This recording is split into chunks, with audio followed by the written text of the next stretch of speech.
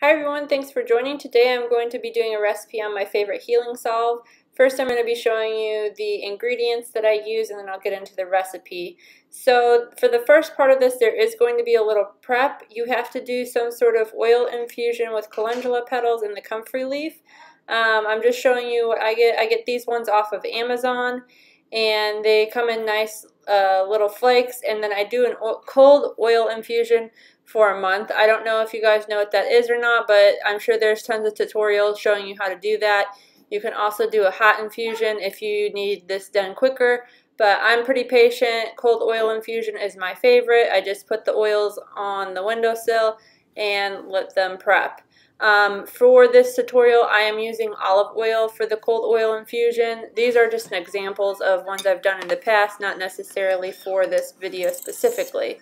I just wanted to show it real quick, and like I said, I'm sure there's places you can find tutorials on how to do that. The next part of prepping that you will need to do is go ahead and make sure that all of your tins or whatever containers you're putting this in are 100% clean. I usually do this about a day before. You can soak your containers in a little bit of bleach water and then let them air dry on the countertop for at least 24 hours. It's really important with this recipe that your containers are sanitized and you make sure there's not a single drop of water in them. Because we are not using a preservative in this recipe, so it will cause your recipe to mold if you don't do that.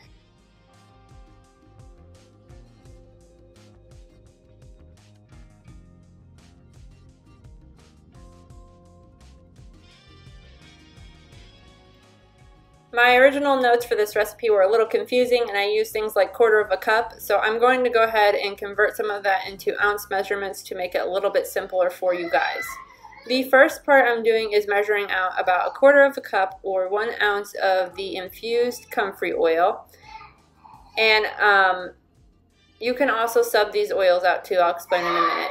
Then the other part I'm doing for the second measurement is 1/4 of a cup or 1 ounce of the Infused Calendula Oil.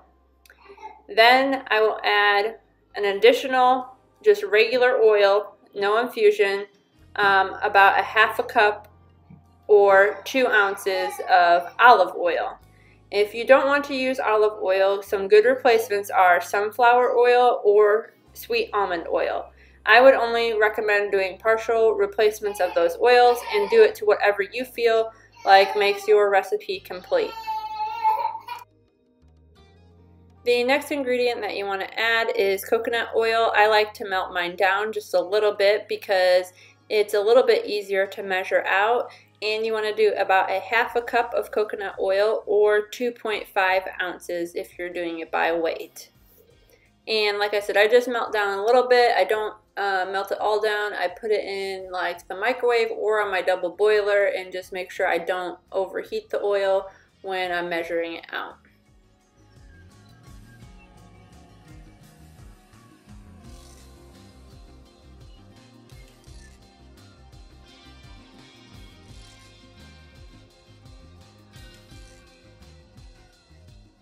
The next ingredient we are using beeswax. I like to use yellow beeswax, but you can use white beeswax. You can buy it in a brick, or I like to use these little chunks here because they melt a little bit easier and it just makes the measuring part easier as well. So for the beeswax, you're going to want to measure out approximately 2 ounces of beeswax. If you want your final product to be a little bit harder or stiffer, you can add a little bit more beeswax or the coconut oil because that will make the end product a little bit more solid. I like it right where it's at, so again, just measure out about 2 ounces of beeswax.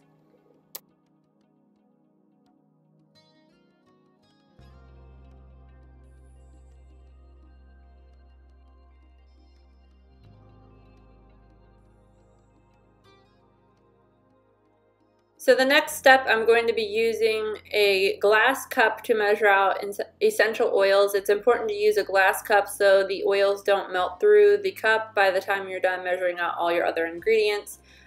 You can use whatever essential oils you want and make sure you're using the proper usage rates. I like to use lavender oil. Sometimes I do a combination of this with tea tree oil or bergamot oil. You could also use like St. John's wort oil would be a good one for this recipe. It's really whatever you desire. So you want to measure out about 10 to 15 drops of oil. I thought I could get a good measurement on this, but I realized it's less than what my little glass measurement thing will use, but I'm guessing it's probably about 5 milliliters of essential oils. And like I said, you can use whatever combination you find fit. Once all those ingredients are measured out, you can go ahead and put them into your double boiler. And I'm going to be adding a little bit of honey to this once the oils start melting down. I don't like to do this right away because honey seems to be something that you don't want to heat up, and it starts to lose some of its beneficial properties. And in this recipe, it's acting as an antibacterial. You actually want to use 1 teaspoon of honey, or no, 2 teaspoons of honey. I accidentally used 2 tablespoons. So just do 1 teaspoon of honey. That should be more than enough for this recipe. It's not going to harm anything, but using too much could actually cause it to mold. So just kind of be aware of that.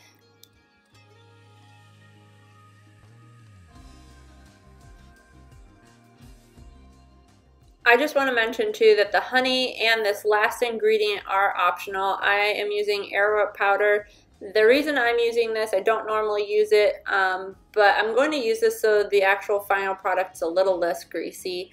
I am also using about 1 teaspoon of this, and you want to do it when your oils and everything are pretty much melted down. You want to do it also when everything is still really warm and on the double boiler. Sorry you can't see it well, the steam is kind of fogging up my camera, but you want to make sure it's fully incorporated and mixed in. So I just went ahead and mixed it for about a minute to make sure all the clumps got out of the actual final product.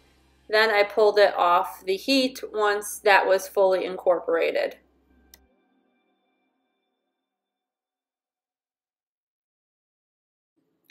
Now we are going to move on to the last portion, and I'm using my heat gun. If you don't have one, that's okay. Just be mindful that before you add your essential oils, you want to make sure that the temperature comes down quite a bit on the final product. I wait till it's about 160 to 140 before I put the essential oils in, because I don't want to burn off the essential oils.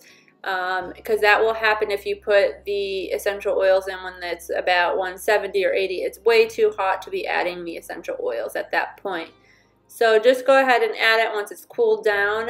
You can't wait till it's too cool though, because since this has beeswax in it, it starts to kind of solidify pretty quickly. So like I said, the cooler you can get it without it turning solid is going to be most beneficial for you. Then I just went ahead and poured all of that into these little tins, and I try to get it as close as I can filled to the top with this. And I want to make sure that I let these completely cool down 100% with the lids off for about, I would say, 24 hours before I actually put the lids on there. You might be able to do, closer to 3 hours, but like I said, you just want to make sure everything is cooled off, because you don't want any moisture buildup in the tins, because it will cause mold. Also, since I had a little extra, I just use a little 4-ounce glass, and I go ahead and scoop everything into there, and I just store that for my personal use, and the rest I'll kind of give away to friends and family. This is showing a close-up of what they'll look like when they are solid, and then everything has cooled down. They are cold to the touch. You can go ahead and put the lids on at this point. Thank you guys for watching. If you like this video, don't forget to give it a thumbs up and like and subscribe. I have tons of other recipes on my channel. Let me know if you have questions down in the comments. Did want to show me using some of this, and I'm just taking a tiny bit off. You can just go ahead and use it, and then you put it on your skin. I would recommend the best time to use this is at night, so it can soak into your skin, and this will help get rid of any scars or anything like that. You don't want to put it on any open wounds either. Make sure that everything is healed, and it's just going to help reduce the appearance of scars, stretch marks, if you have diaper rash or anything like that. This is a good product for it.